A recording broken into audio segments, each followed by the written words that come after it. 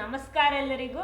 ಇವತ್ತು ನಾನು ಎಲ್ರಿಗೂ ಇಷ್ಟ ಆಗುವಂಥ ಒಂದು ಗೋಬಿ ಮಂಚೂರಿಯನ್ ಮಾಡ್ತಾ ಇರೋದು. ಸಿಂಪಲ್ ಮೆಥಡಲ್ಲಿ ನಾನು ಈ ಗೋಬಿ ಮಂಚೂರಿಯನ್ ಮಾಡೋದು. ಟೇಸ್ಟ್ ಮಾತ್ರ ಸೂಪರ್ ಆಗಿರುತ್ತೆ. ಅಂದರೆ ನಾನಿಲ್ಲಿ ಕ್ಯಾಪ್ಸಿಕಮ್ ಎಲ್ಲ ಬಳಸಿಲ್ಲ, ಅದು ಇಲ್ಲದೆ ಸೂಪರ್ ಆಗಿರೋ ಒಂದು ಗೋಬಿ ಮಂಚೂರಿಯನ್ ಇದು. ನಿಮಗೆ ಬೇಕಿದ್ರೆ ಬಳಸ್ಬೋದು, ತೊಂದರೆ ಏನಿಲ್ಲ. ಬಟ್ ಈ ರೀತಿ ಮಾಡಿ ನೋಡಿ, ನಿಮಗೆ ಗೊತ್ತಾಗುತ್ತೆ ಇದರ ಟೇಸ್ಟ್, ಯಾಕಂದರೆ ಅಷ್ಟೊಂದು ಟೇಸ್ಟಿ ಆಗಿರುತ್ತೆ. ಎಲ್ಲರೂ ಟ್ರೈ ಮಾಡಿ.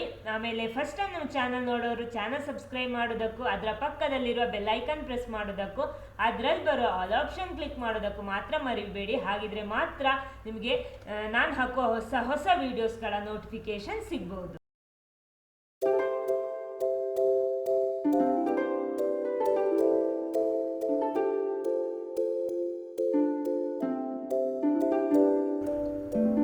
ನೋಡಿ, ಇಲ್ಲಿ ಗೋಬಿ ಮಂಚೂರಿಯನ್ ಮಾಡೋದಕ್ಕೆ ನಾನೊಂದು ಸಣ್ಣ ಕಾಲಿಫ್ಲವರ್ ತಗೊಂಡಿದ್ದೀನಿ. ಇದನ್ನು ಉಪ್ಪು ಮತ್ತು ಅರಶಿನ ಹುಡಿಯ ನೀರಲ್ಲಿ ನಾನು ಇದನ್ನು ಚೆನ್ನಾಗಿ ವಾಶ್ ಮಾಡಿಟ್ಟಿದ್ದೀನಿ.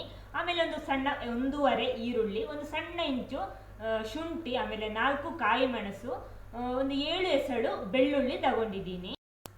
ಮೊದಲು ಇದನ್ನೆಲ್ಲ ಸಣ್ಣಕ್ಕೆ ಕಟ್ ಮಾಡಬೇಕು. ಇಲ್ಲಿ ಕಟ್ಟಿಂಗ್ಸ್ ಎಲ್ಲ ರೆಡಿ ಆಗಿದೆ. ಗೋಬಿನೂ ಅದೇ ಥರ ಕಟ್ ಮಾಡಿ ಎಲ್ಲ ರೆಡಿ ಮಾಡಿಟ್ಟಿದ್ದೀನಿ.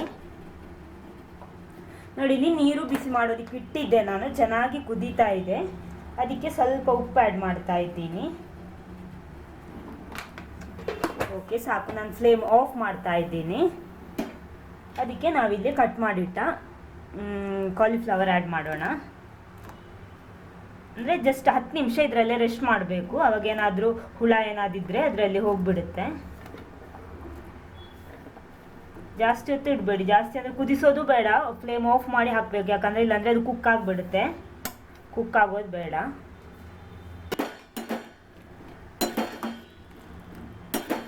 ಓಕೆ, ನೋಡಿ ಈ ರೀತಿ ಮಿಕ್ಸ್ ಮಾಡಿ ಒಂದು 10 ನಿಮಿಷ ಇದನ್ನು ರೆಸ್ಟ್ ಮಾಡಿ. ನೋಡಿ, ಇವಾಗ ಒಂದು 10 ನಿಮಿಷ ಆಗಿದೆ. ಓಕೆ, ನೋಡಿ ನೀರು ಕ್ಲೀನಾಗಿಯೇ ಇದೆ.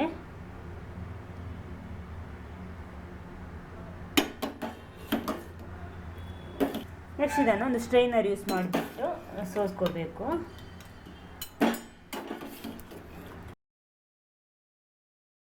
ನೆಕ್ಸ್ಟ್ ನಾವೊಂದು ಮಿಕ್ಸಿಂಗ್ ಬೌಲಿಗೆ ಇದನ್ನು ಆ್ಯಡ್ ಮಾಡೋಣ. ಇದಕ್ಕೆ ರುಚಿಗೆ ತಕ್ಕಷ್ಟು ಉಪ್ಪು, ಆಮೇಲೆ ಒಂದು 1/4 ಟೀ ಸ್ಪೂನಷ್ಟು ಪೆಪ್ಪರ್ ಪೌಡರ್. ನೆಕ್ಸ್ಟ್ ಇದಕ್ಕೆ ಆ್ಯಡ್ ಮಾಡೋದು ಕಾರ್ನ್ಫ್ಲವರ್ ಮತ್ತು ಮೈದಾ, ಅದು ಈಕ್ವಲ್ ಆಗಿ ಆ್ಯಡ್ ಮಾಡಬೇಕು. ನೋಡಿ, ನಾನಿಷ್ಟು ಕಾಲಿಫ್ಲವರಿಗೆ 1.5 ಟೇಬಲ್ ಸ್ಪೂನ್ ಕಾರ್ನ್ಫ್ಲವರ್ ಹಾಕಿದ್ದೀನಿ. ಅದೇ ಥರ 1.5 ಟೇಬಲ್ ಸ್ಪೂನ್ ಮೈದಾ ಹಾಕ್ತಾ ಇದ್ದೀನಿ. ಒಂದು ಸಲ ಚೆನ್ನಾಗಿ ಮಿಕ್ಸ್ ಮಾಡೋಣ. ಇದಕ್ಕೆ ಸ್ವಲ್ಪ ಸ್ವಲ್ಪ ನೀರು ಹಾಕೋಣ, ಜಾಸ್ತಿ ಹಾಕೋದು ಬೇಡ, ಒಮ್ಮೆಲೆ ಹಾಕೋಬೇಡಿ, ನೋಡಿಕೊಂಡು ಆ್ಯಡ್ ಮಾಡಿದರೆ ಆಯಿತು.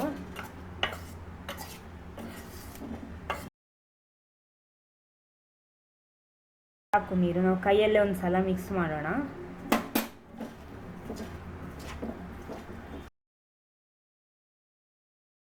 ನೋಡಿ, ಇದಕ್ಕಿನ್ನೂ ಸ್ವಲ್ಪ ಆ್ಯಡ್ ಮಾಡ್ಬೋದು, ಅಂದರೆ ಕರೆಕ್ಟಾಗಿ ಕೋಟ್ ಆಗಿಲ್ಲ ಇದು. ಅರ್ಧ ಟೇಬಲ್ ಸ್ಪೂನ್ ಕಾರ್ನ್ಫ್ಲವರ್, ಅರ್ಧ ಟೇಬಲ್ ಸ್ಪೂನ್ ಮೈದಾ, ಅಂದರೆ ಇವಾಗ 2 ಟೇಬಲ್ ಸ್ಪೂನ್ ಹಾಕ್ಕೊಂಡಿದ್ದೀನಿ. ಓಕೆ, ನೋಡಿ ಇವಾಗ ಕರೆಕ್ಟ್ ಆಗಿದೆ. ನೀರು ಆ್ಯಡ್ ಮಾಡೋದು ಬೇಡ. ನೋಡಿ, ಈ ಥರ ಕವರ್ ಆಗಬೇಕು. ಓಕೆ, ನೆಕ್ಸ್ಟ್ ಇದನ್ನು ಫ್ರೈ ಮಾಡಬೇಕು, ಡೀಪ್ ಫ್ರೈ ಮಾಡಬೇಕು. ನೆಕ್ಸ್ಟ್ ಒಂದು ಪ್ಯಾನ್ ಬಿಸಿ ಮಾಡೋದಕ್ಕೆ ಇಟ್ಟಿದ್ದೀನಿ. ಅದಕ್ಕೆ ಸ್ವಲ್ಪ ನಾನಿಲ್ಲಿ ರಿಫೈನ್ಡ್ ಆಯಿಲ್ ಯೂಸ್ ಮಾಡೋದು, ಸನ್ಫ್ಲವರ್ ಆಯಿಲ್. ಯಾಕಂದರೆ ಇದೊಂದು ಚೈನೀಸ್ ರೆಸಿಪಿ ಆದ ಕಾರಣ ಇಲ್ಲಿ ನಾನು ಪ್ಯೂರ್ ಚೈನೀಸ್ ಆಗಿ ಎಲ್ಲ ಇದು ಮಾಡ್ತಾ ಇರೋದು. ಆದರೂ ಚೈನೀಸ್ ಆದ ಕಾರಣ ನಾನಿಲ್ಲಿ ರಿಫೈನ್ಡ್ ಆಯಿಲ್ ಯೂಸ್ ಮಾಡೋದು, ಇಲ್ಲಾಂದರೆ ನಾರ್ಮಲ್ ತೆಂಗಿನ ಎಣ್ಣೆಯಲ್ಲಿ ನಾನು ಫ್ರೈ ಮಾಡೋದು. ಇಲ್ಲಿ ಆಯಿಲ್ ಎಲ್ಲ ಬಿಸಿ ಆಗಿದೆ, ಇದರಿಂದ ಒಂದೊಂದು ತೆಗೆದು ಫ್ರೈ ಮಾಡೋಣ.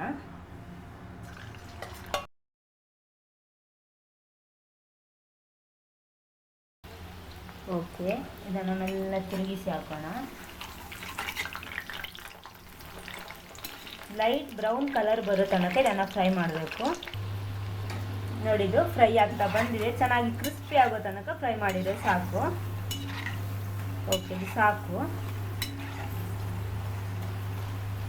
ನೋಡಿ, ಈ ಥರ ಮುಟ್ಟುವಾಗಲೇ ಗೊತ್ತಾಗುತ್ತೆ, ಒಂದು ಫೀಲ್ ಆಗುತ್ತೆ, ಒಂದು ಕ್ರಿಸ್ಪಿ ಥರ ಬಂದರೆ ಸಾಕು. ಓಕೆ, ನಾನು ತೆಗಿತಾ ಇದ್ದೀನಿ. ನೋಡಿ, ಈ ಥರ ಬರಬೇಕು. ಓಕೆ, ಇದೇ ರೀತಿ ಉಳಿದೆಲ್ಲ ಗೋಬಿ ಫ್ರೈ ಮಾಡಿ ತರ್ತೀನಿ ನಾನು.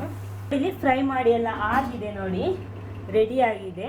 ಓಕೆ, ನೆಕ್ಸ್ಟ್ ನಾನಿಲ್ಲಿ ಫ್ಲೇಮ್ ಆಫ್ ಮಾಡಿಲ್ಲ, ಇದೇ ಆಯಿಲಲ್ಲಿ ನಾನು ಗ್ರೇವಿನೂ ಮಾಡ್ತಾ ಇರೋದು. ಇಷ್ಟು ಆಯಿಲ್ ಬೇಡ, ಸ್ವಲ್ಪ ತೆಗಿತಾ ಇದ್ದೀನಿ.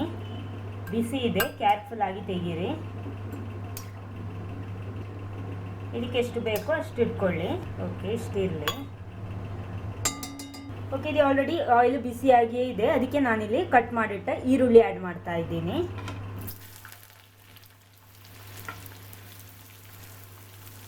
ಈರುಳ್ಳಿ ಜೊತೆನೆ ಕಾಯಿ ಮೆಣಸು ಆ್ಯಡ್ ಮಾಡ್ತಾ ಇದ್ದೀನಿ.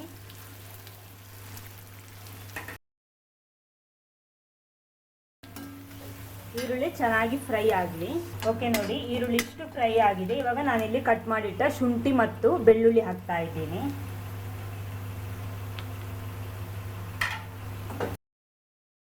ನೋಡಿ, ಇವಾಗ ಇದೆಲ್ಲ ಚೆನ್ನಾಗಿ ಫ್ರೈ ಆಗಿದೆ, ಸಾಕಿಷ್ಟು. ನೆಕ್ಸ್ಟ್ ನಾವು ಸಾಸ್ ಆ್ಯಡ್ ಮಾಡೋಣ. ಮೊದಲು ನಾನು ಆ್ಯಡ್ ಮಾಡ್ತಾ ಇರೋದು ಸೋಯಾ ಸಾಸ್. ನೋಡಿ, ನಾನು ಈ ಟೇಬಲ್ ಸ್ಪೂನಲ್ಲಿ ಹಾಕ್ತಾ ಇರೋದು. ನಾನಿಲ್ಲಿ 1.5 ಟೇಬಲ್ ಸ್ಪೂನ್ ಹಾಕ್ತೀನಿ. ಓಕೆ, ನೆಕ್ಸ್ಟ್ ಟೊಮೆಟೊ ಸಾಸ್, ಅದು ಸ್ವಲ್ಪ ಜಾಸ್ತಿ ಆ್ಯಡ್ ಮಾಡಬೇಕು.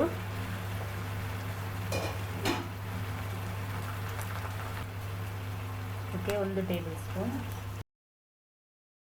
3 ಟೇಬಲ್ ಸ್ಪೂನ್ ಹಾಕ್ಕೊಂಡಿದ್ದೀನಿ.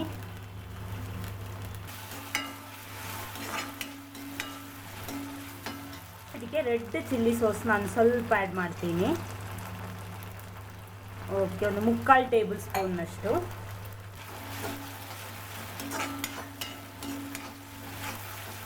ಆಮೇಲೆ ನಾನೊಂದು 1/4 ಟೀ ಸ್ಪೂನ್ನಷ್ಟು ಪೆಪ್ಪರ್ ಪೌಡರ್. ಅದೇ ರೀತಿ ಸ್ವಲ್ಪ ಕಲರಿಗೋಸ್ಕರ ನಾನಿಲ್ಲಿ ಕಾಶ್ಮೀರಿ ಚಿಲ್ಲಿ ಪೌಡರ್ ಆ್ಯಡ್ ಮಾಡ್ತಾ ಇದ್ದೀನಿ, 1 ಟೇಬಲ್ ಸ್ಪೂನ್. ಇದು ಆಪ್ಷನಲ್,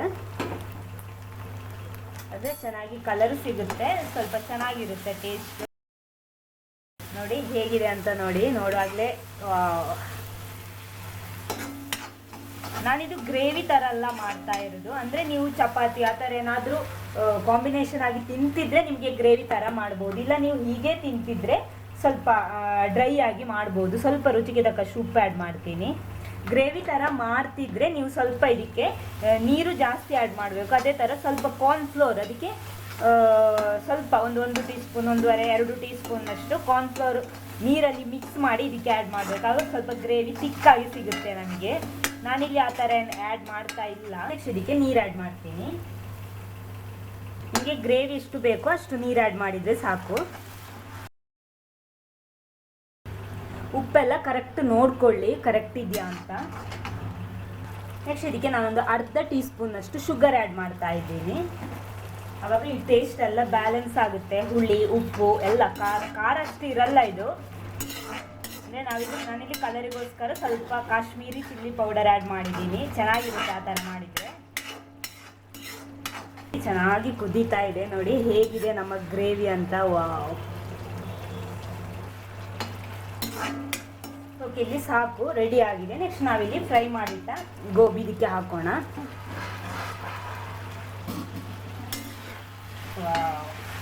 ನೋಡಿ ಹೇಗಿದೆ ಅಂತ ನಮ್ಮ ಗೋಬಿ ಮಂಚೂರಿಯನ್.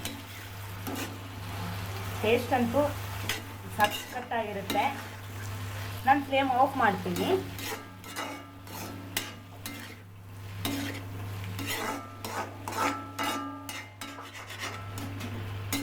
ನಾನಿಲ್ಲಿ ಸಣ್ಣ ಕಾಲಿಫ್ಲವರ್ ಯೂಸ್ ಮಾಡಿರೋದು, ಸೊ ಇಷ್ಟೇ ಆಗಿರೋದು. ದೊಡ್ಡದಾದರೆ ನೀವು ಇದರ ಕ್ವಾಂಟಿಟಿ ಎಲ್ಲ ಜಾಸ್ತಿ ಮಾಡಬೇಕು, ನಾವು ಹಾಕಿರುವ ಎಲ್ಲ ಇಂಗ್ರೀಡಿಯೆಂಟ್ಸ್ನ. ನೋಡಿ, ಇಲ್ಲಿ ನಮ್ಮ ಗೋಬಿ ಮಂಚೂರಿಯನ್ ರೆಡಿ ಆಗಿದೆ. ಇದೇ ಮೆಥಡಲ್ಲಿ ನೀವು ಟ್ರೈ ಮಾಡಿ. Okay, thank you.